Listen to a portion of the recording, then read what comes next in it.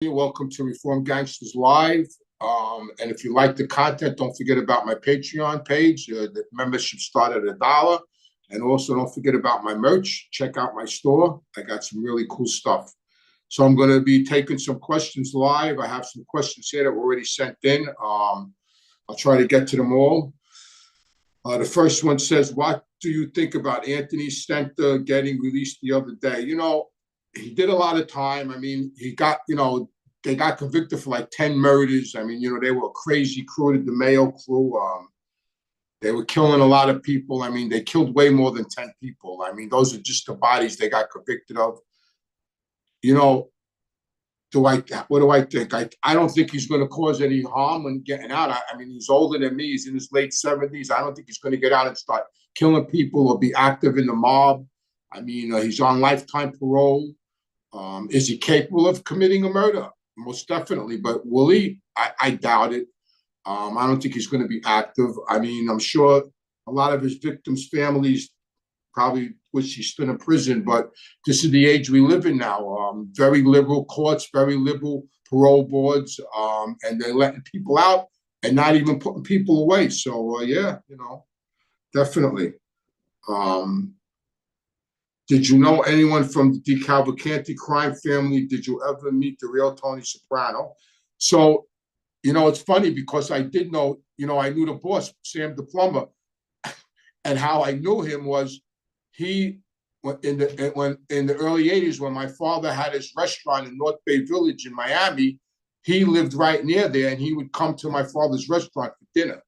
And then he got sick. I believe he got stomach cancer, and he passed away. But I met him a couple of times at Dano's, at my father's Italian restaurant, and he was the boss of the DeCavalcanti family at the time. A lot of bosses used to come to that restaurant. There were snowbirds, like Joe Tadera, the boss of Buffalo, would always come to the restaurant. Sam the plumber would always come to the restaurant for dinner. Any given night, you walked in and there was bosses there and under bosses and captains having dinner until the FBI came and took the liquor license off the wall. So, yeah.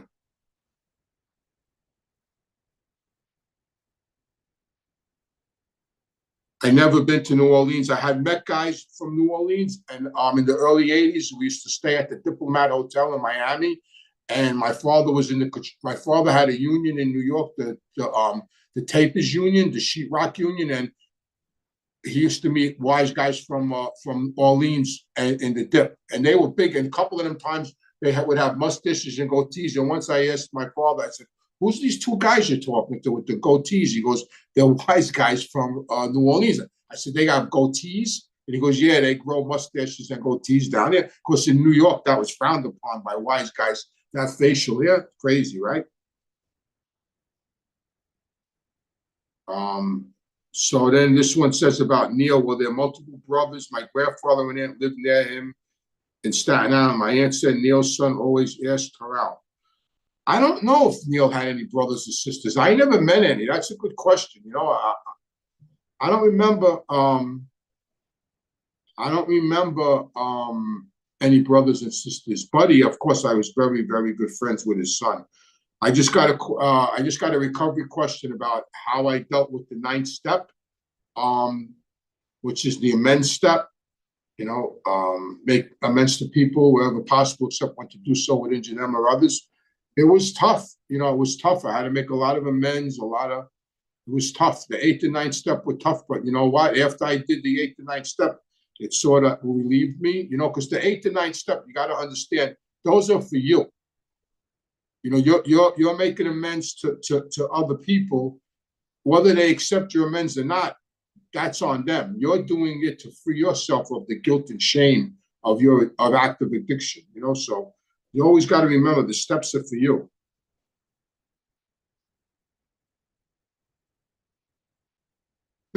What the hell did the Chico need that meeting for? Paul had shopping to do. Funny. That's a joke, huh? Funny. What else we got here? Let's see what else we got here.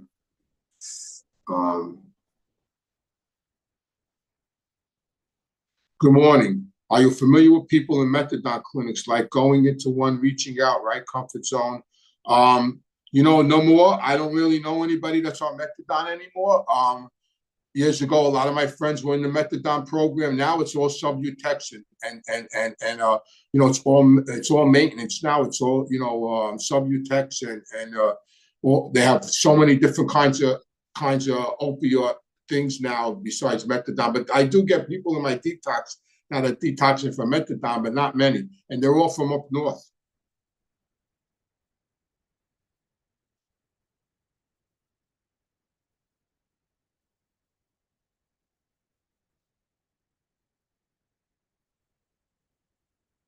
So another guy's here detox, and he says, "Yeah, this whole time my body is going through this and that. My moods are crazy. I'm driving my lady bananas. I just want to know if all these things are normal. Once I get to one, yeah, that's you're getting your feelings back. You're coming back to life. That's all normal. Just hold on. Don't act out. Just hold on. Don't act out on your first thoughts.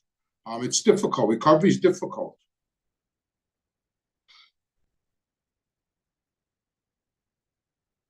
So it says here, somebody's asking me if there was any taking over tattooing in the 80s. Not really, no. I mean, I knew guys that had tattoo parlors, but they weren't really mobbed up.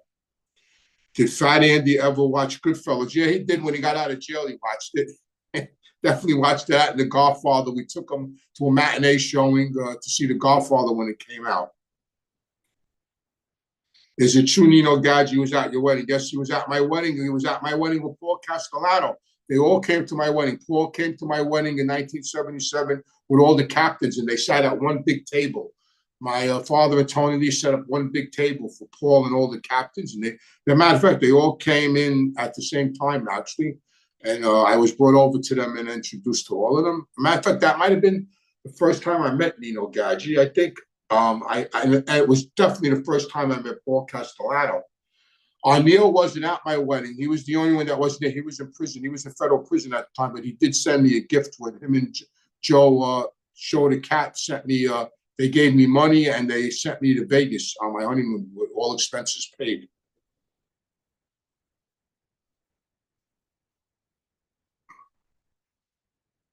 Let's see what else I got here.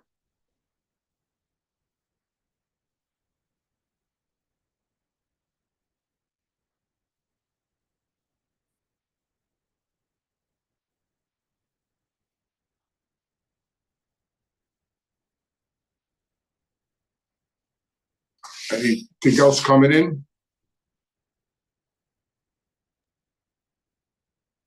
A little bit of a delay. Why don't you tell them about New York and what's on Patreon?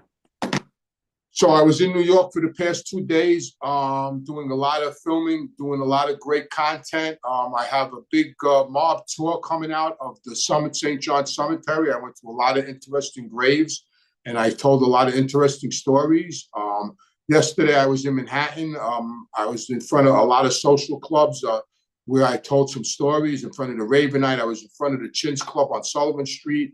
I was at the building uptown where Fat Andy, my father, had his ceremony when he got made in the 50s. It's really going to be really interesting. It's going to be all on my Patreon channel. So, check it out. Let me know what you think.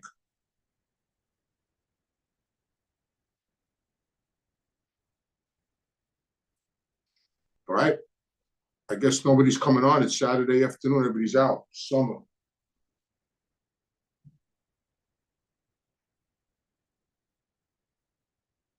What did I think of the debate? What did I think? I think that what we've been saying for the past 3 years and the liberal media has been denying came to fruition at the debate, and now they all want this guy to step aside.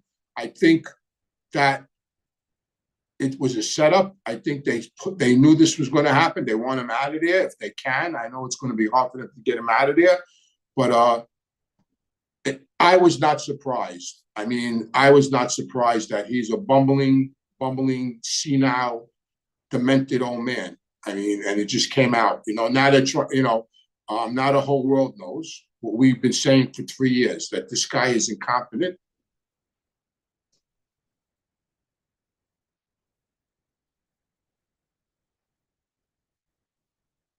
Voting blue. You know, okay,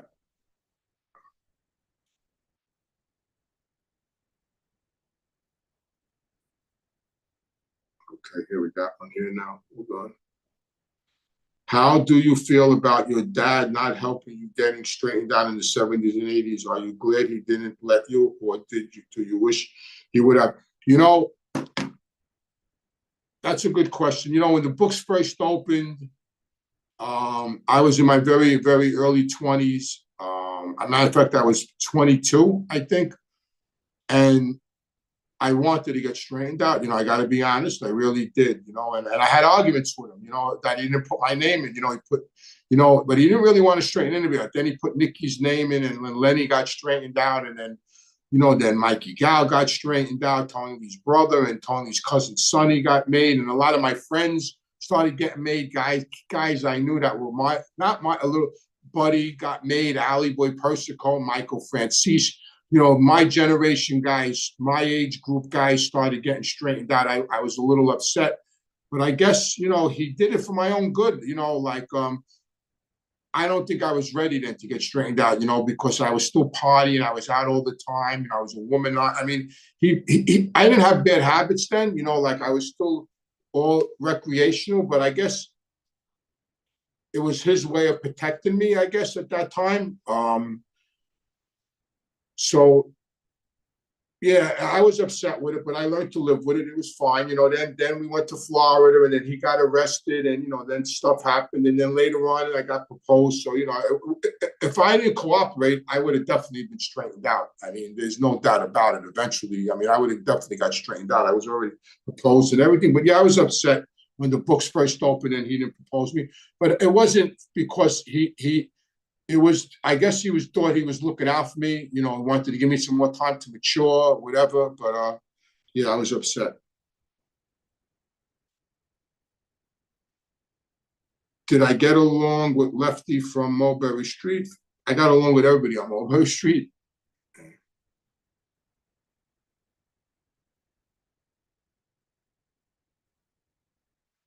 So it says, Diana Ross, where was your wife when you met Diana Ross? Was this a Friday? It was a Thursday, actually, because the celebrities used to come on Thursday nights. And, you know, back then, you know, I was not a good person, and my wife was home, and I was out at the Ritz with another female that was not my wife. And that's the night I met Diana Ross, when she sat at my table at the Ritz. So,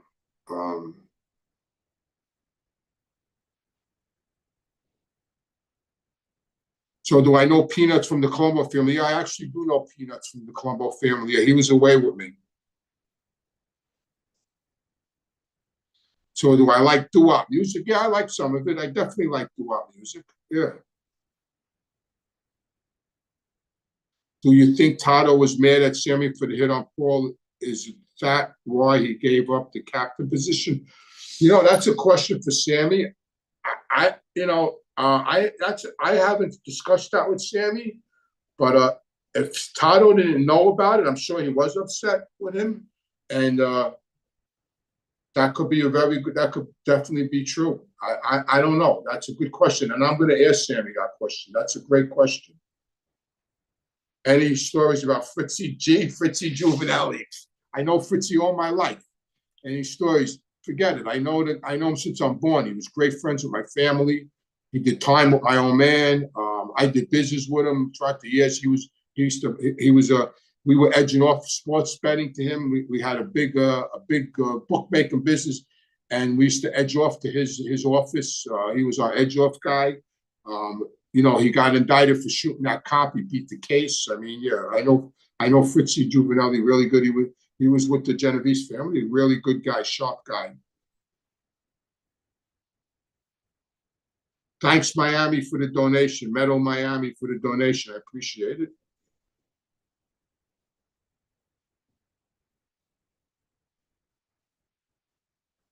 Yeah, there was the Chico. There was an army of the Chicos. Yeah, there was him, his uncles, his father. There was a whole gang of them. How was Frankie Valli? Great guy. Loved my mother, my father. I mean, he would come by my house for dinner. He would call my house up from LA and say he was going to be in New York, and my own man would cook special meals for him. A really good guy, really, really good guy. I was really tight with him at one time.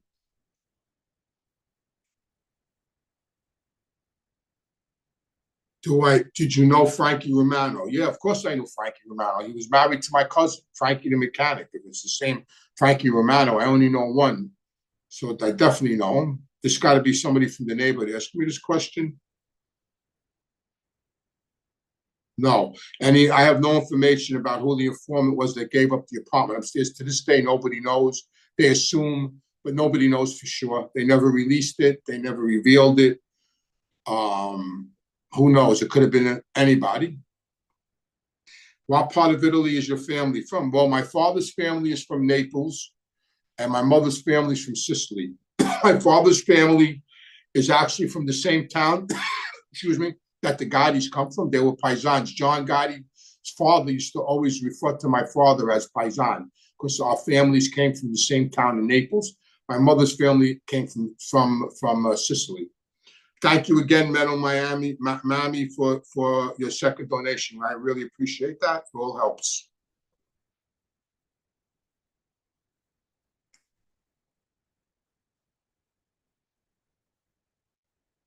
What was it like visiting your dad's grave and all the rest of at the cemetery? I always visit my father's grave every time I'm in New York. I go to the cemetery. I go whenever I have the opportunity to go into New York. I go to my father's grave.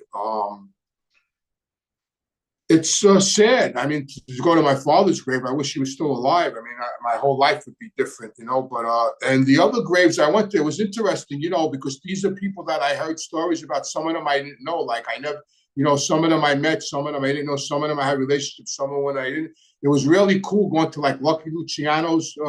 He's in a mausoleum. He's in like his own building. He was the architect of everything. To be at his grave and at Paulie Vario's grave I was at, I know him. Sonny Franzese, I know him. Happy Mayoni from Murder Inc. I was at his grave.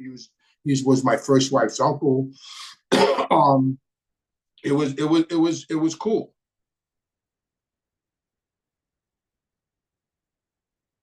I didn't know Steve. I may even know Steve Maltese. I'm not sure. It sounds very familiar.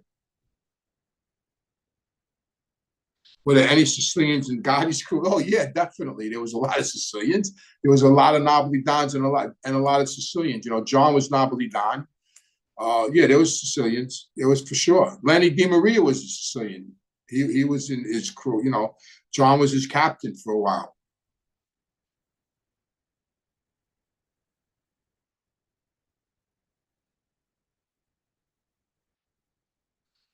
Why is it a man can rob a bank, commit any number of crimes, but once you become a drug addict, which only hurts oneself, the government won't let you bounce back?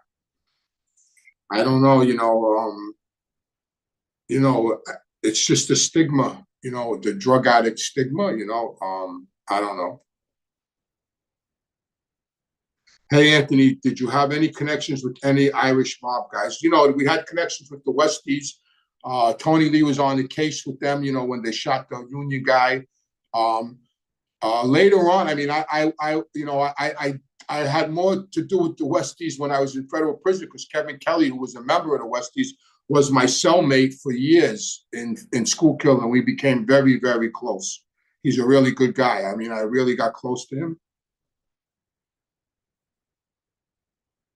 Anthony, if you could turn back time, what would you change in the mob? I would never be in the mob. If I could turn back time, I would stay far away. I would have stood in school. I would have got an education. It's funny because I looked at a picture the other day of me when I was 18 years old, and I told my daughter, if I only knew then what I know now, my whole life would have been different. Thank you to 75 Voight for the donation. Thank you for the donation, 75 Voight. Thank you. Appreciate it.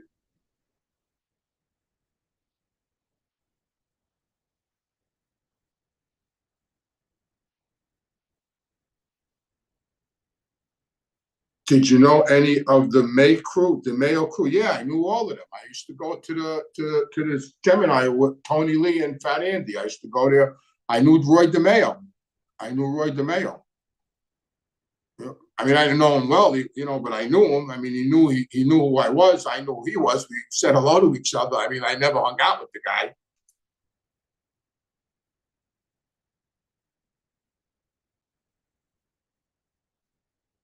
Yeah, I remember that. Do you remember a guy named Muscle Mike that was beat to death with the baseball bat at John Adams? Yeah, I remember that incident. That was terrible. I remember that incident. Did your dad like the Zips? You mean the Italians from overseas? Some of them he did, some of them he didn't. They were kind of weird. They were like different than American wise guys.